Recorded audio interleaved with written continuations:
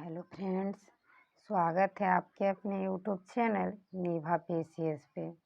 दोस्तों, जैसे आप लोगों को पता है कि हम लोग बिहार बीएड एंट्रेंस एग्ज़ाम जो 25 जून को होना है, उसके प्रीवियस ईयर क्वेश्चंस का सीरीज स्टार्ट किए थे। तो इस सीरीज के क्रम में आज हम लोग सेट नंबर 8 करेंगे। इससे पहले वाले सेट को नहीं देखे हैं तो चैनल पे प्लेलिस्ट बना हुआ है, एक बार ज़रूर देखिएगा। तो चलिए देखते हैं पहला क्वेश्चन। हम लोग जीएस सेक्शंस का एनालिसिस करेंगे। पहला क्वेश्चन है इसमें कि निम्नलिखित में से कौन सा विषय राज्य सूची का नहीं है। तो राज्य सूची का कौन सा विषय नहीं है? तो जन्म एवं मृत्यु का पंजीकरण यह राज्य सूची के अंतर्गत नहीं आता है। संघ सूची में अंकित विषयों की कुल संख्या 97 है। इस सूची में रक्षा, विदेश विषय, डाक, रेलवे, टेलीफोन, सिक्के तथा राष्ट्रीय महत्व वाले विषय सम्मिलित होते हैं। राज्य सूची में कृषि, स्थानीय प्रशासन, स्वास्थ्य, सड़क, पुलिस और जेल आदि शामिल होता है। समवर्ती सूची में अंकित विषयों की कुल संख्या 47 है। संविधान के अनुच्छेद 248 के अनुसार ऐसे विषय जिनका वर्णन न संघ सूची में हो, न राज्य सूची में हो, न समवर्ती सूची में हो, किसी में भी अंकित नहीं किया गया है, इसे अवशिष्ट शक्ति कहा जाता है। 57 नंबर क्वेश्चन है, हड़प्पा सभ्यता के बारे में कौन सी उक्त सही है? तो हड़प्पा सभ्यता के बारे में क्या सही है उसके बारे में बताना है।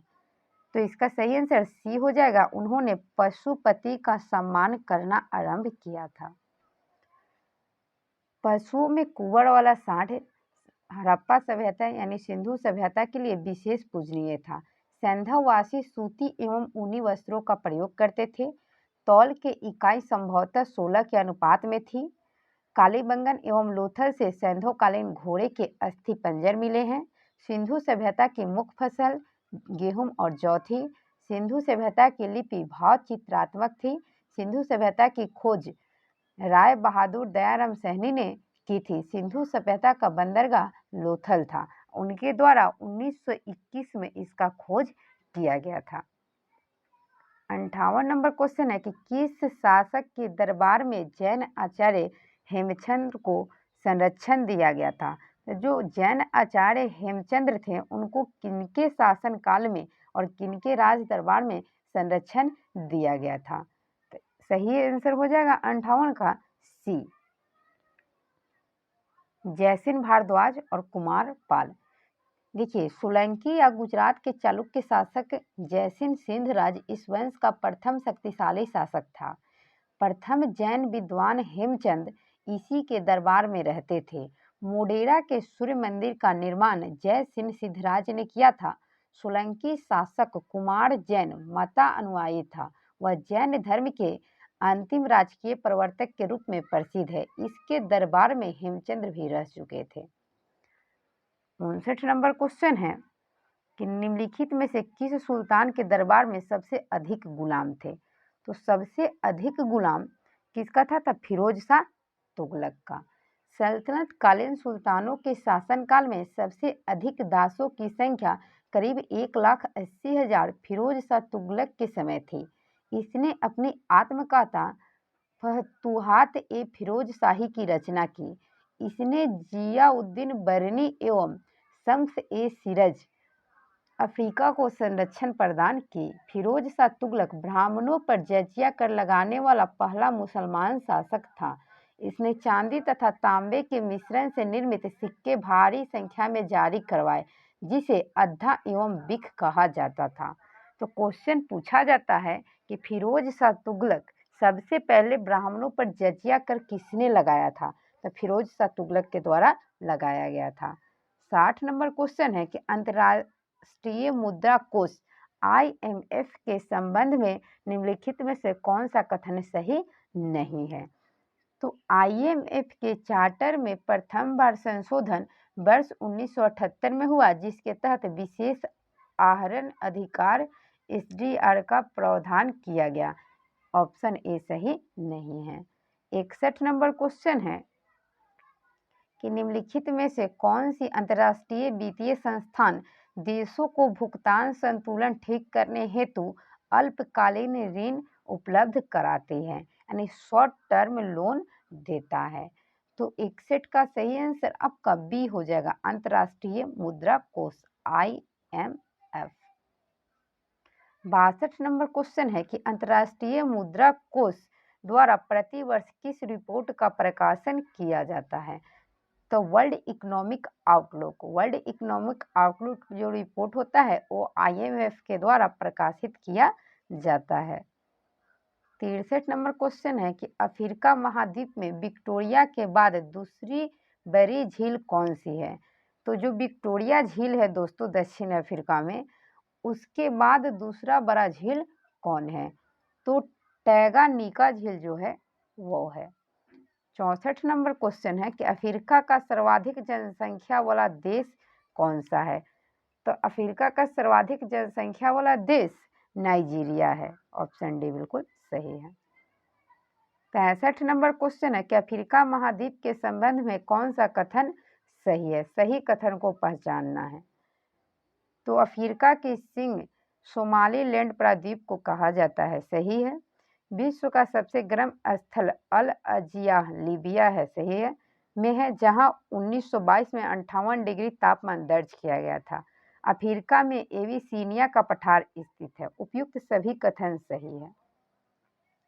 66 नंबर क्वेश्चन है कि शिवाजी ने अपना राज्य अभिषेक करा के छत्रपति की उपाधि किस वर्ष धारण की थी? तो 1674 में अपना राज्य अभिषेक कराए थे। 67 नंबर क्वेश्चन है कि शिवाजी को राजा की उपाधि किसने प्रदान की थी? तो शिवाजी को राजा की उपाधि औरंगजेब के द्वारा प्रदान किया गया था। 68 नंबर क्वेश्चन है कि निम्नलिखित में से मुगल सेनापति जय सिंह ने किस वर्ष शिवाजी को पुरंदर की संधि पर हस्ताक्षर करने को बाध्य किया था?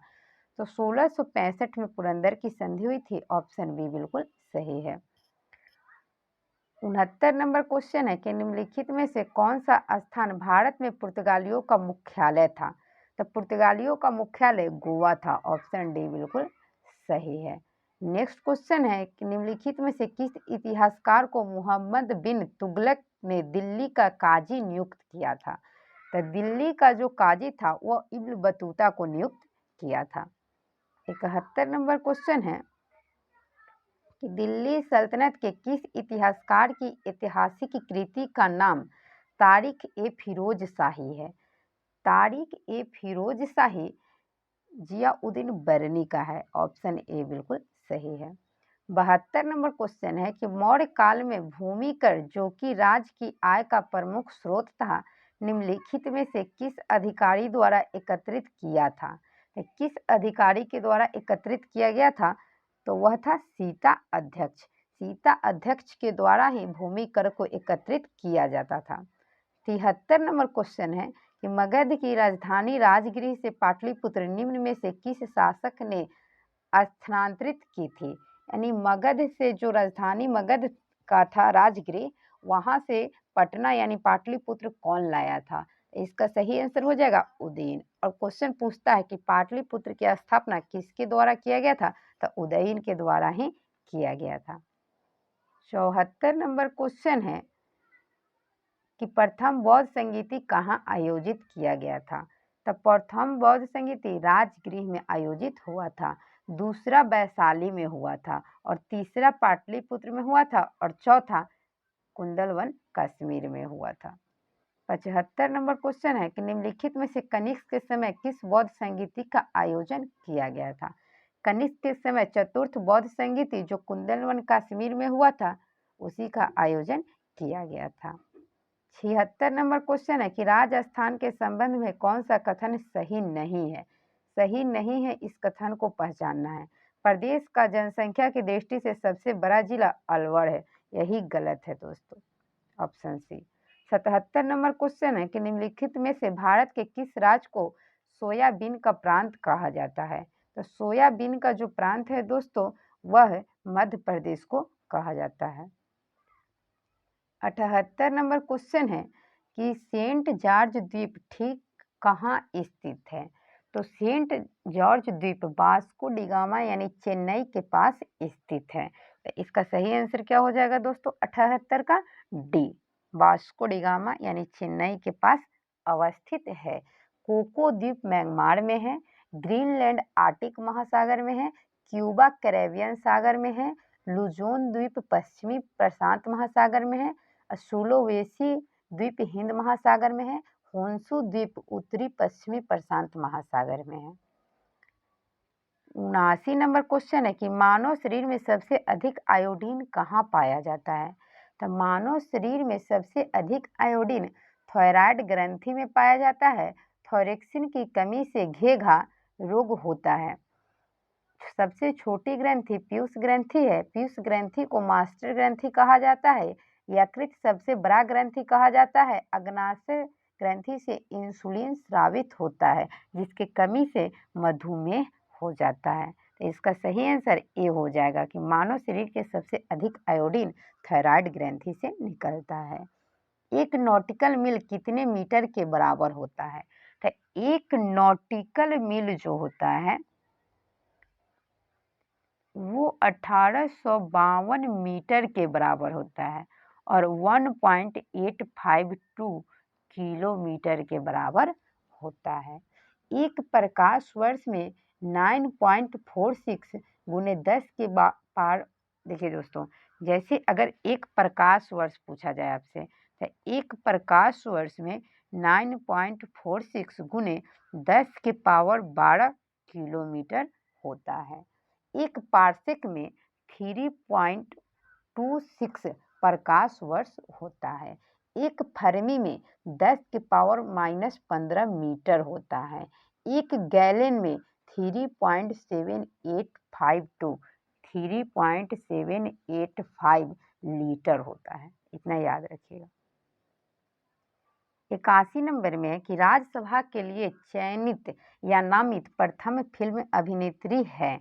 तो प्रथम फिल्म अभिनेत्री नरगिस दत्त हैं। राज्यसभा के लिए नामित प्रथम फिल्म अभिनेत्री नरगिस दत्त थी। इसकी मृत्यु कैंसर से हुई थी। नरगिस दत्त का मूल नाम जद्दन बाई था। फिल्म फेयर पुरस्कार से सम्मानित प्रथम अभिनेत्री नरगिस दत्त है। भारत रत्न से सम्मानित फिल्म जगत के प्रथम एवं एकमात्र व्यक्ति सत्यजीत राय हैं। दादा साहेब फाल्के पुरस्कार से सम्मानित प्रथम अभिनेत्री देविका रानी है। 82 नंबर क्वेश्चन है कि कॉर्पोरेट टैक्स निगम कर किस पर लगाया जाता है? तो यह कंपनियों की आमदनी पर लगाया जाता है। देखिए, कॉर्पोरेट टैक्स जो होता है वह कंपनी के आमदनी पर लगाया जाता है या केंद्र सरकार द्वारा वसूला जाने वाला प्रत्यक्ष कर है। यानी निगम कर जो है वह प्रत्यक्ष कर है। 83 नंबर क्वेश्चन है कि योजना में कोर सेक्टर से क्या आशय है? कोर सेक्टर क्या है? तो चयनित आधारीय उद्योग को कोर सेक्टर कहा जाता है। अर्थव्यवस्था के विकास के लिए कुछ आधारभूत संख्याओं की आवश्यकता होती है, जैसे सीमेंट, लौह इस्पात, पेट्रोलियम उद्योग, भारी मशीनरी इत्यादि। इन्हें ही कोर सेक्टर कहा जाता है। कोर सेक्टर पर ही अन्य उद्योगों की स्थापना आधारित है।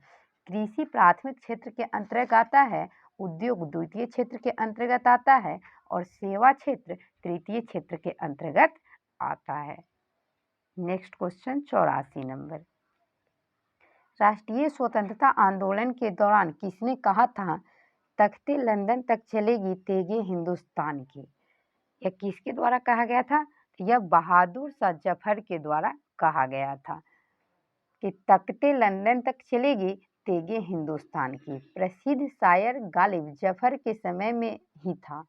बहादुर शाह जफर अंतिम मुगल सम्राट था। 1857 के विद्रोह में भाग लेने के कारण अंग्रेजों द्वारा बंदी बना लिया गया एवं रंगून भेज दिया गया। रंगून में बहादुर शाह जफर की मृत्यु हो गई थी। 85 नंबर क्वेश्चन है कि भारत में वित्तीय आयोग का प्रमुख कार्य क्या है? तो भारत में वित्तीय आयोग का प्रमुख कार्य केंद्र एवं राज्य के बीच राजस्व का वितरण करना है। अनुच्छेद 280 में वित्त आयोग की गठन का प्रावधान है। वित्त आयोग का गठन प्रत्येक 5 वर्ष के बाद या राष्ट्रपति के द्वारा पहले भी किया जा सकता है। इसमें एक अध्यक्ष के अतिरिक्त 4 अन्य सदस्य होते हैं।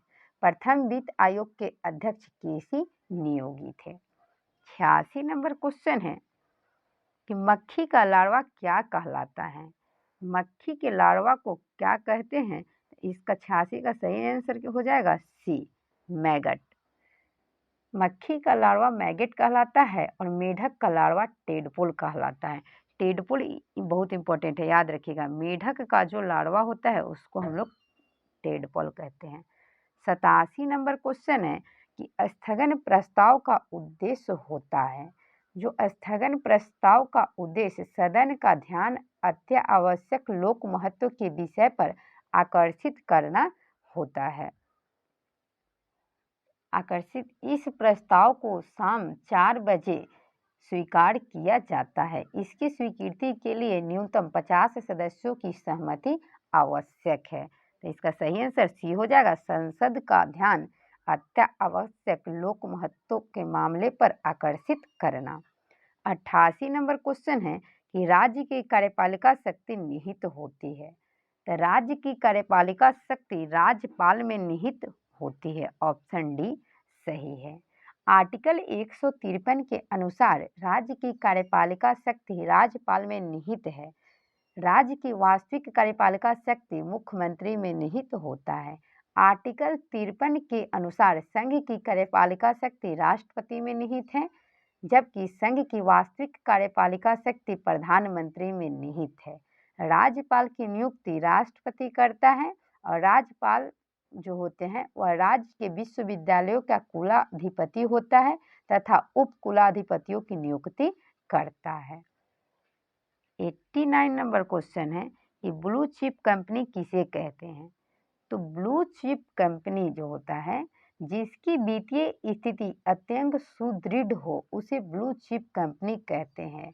बैड डेट ऋण की वह राशि जिसकी वसूली, देखिए अब है क्वेश्चंस में कि बैड डेट क्या है। तो ऋण की वह राशि जिसकी वसूली की संभावना कम हो या न हो उसी को बैड डेट कहा जाता है। तो इसका सही आंसर ए हो जाएगा, जिसकी वित्तीय स्थिति अत्यंत सुदृढ़ हो। 90 नंबर क्वेश्चन है कि भारत में वित्त आयोग के गठन का प्रावधान किस अनुच्छेद में है? तो दोस्तों ऊपर के ही क्वेश्चन में पढ़े हैं कि आर्टिकल 280 में है। वित्त आयोग का गठन राष्ट्रपति के द्वारा किया जाता है। इसमें एक अध्यक्ष और 4 अन्य सदस्य होते हैं। 91 नंबर क्वेश्चन है कि भारत की पहली मानव विकास रिपोर्ट ह्यूमन रूरल डेवलपमेंट कब जारी की गई थी? ये किया गया था 2002 में। 92 नंबर क्वेश्चन है कि महिला समृद्धि योजना का लाभ प्राप्त करने के लिए ग्रामीण महिलाएं अपना बचत खाता खोल सकती है। अपना बचत खाता ग्रामीण डाकघरों में खोल सकती है। ऑप्शन ए सही है। CAPART council of advancement of people action and rural technology का मुख्यालय कहाँ स्थित है? तो इसका मुख्यालय नई दिल्ली में स्थित है। 94 नंबर क्वेश्चन है कि राष्ट्रीय आवास बैंक निम्नलिखित में से किसका नियंत्रित उपक्रम है? राष्ट्रीय आवास बैंक को किसके द्वारा नियंत्रित किया जाता है? तो इसका सही आंसर आपका हो जाएगा राष्ट्रीय कृषि एवं ग्रामीण विकास बैंक। 95 नंबर क्वेश्चन है कि भारतीय प्रतिस्पर्धा आयोग CCI का अध्यक्ष कौन है? तभी वर्तमान में रवनीत कौर हैं दोस्तों, याद रखिएगा रवनीत कौर। तो चलिए आज का सेट हमारा यहीं पे समाप्त होता है। ऐसे ही नेक्स्ट सेट के लिए आप हमारे साथ बने रहिए। और दोस्तों आपको जिस एग्ज़ाम का प्रैक्टिस सेट चाहिए उसका एक बार कमेंट ज़रूर कीजिएगा ताकि आप लोगों को वह सेट प्रोवाइड कराया जा सके। चलिए मिलते हैं नेक्स्ट वीडियो में, तब तक के लिए धन्यवाद।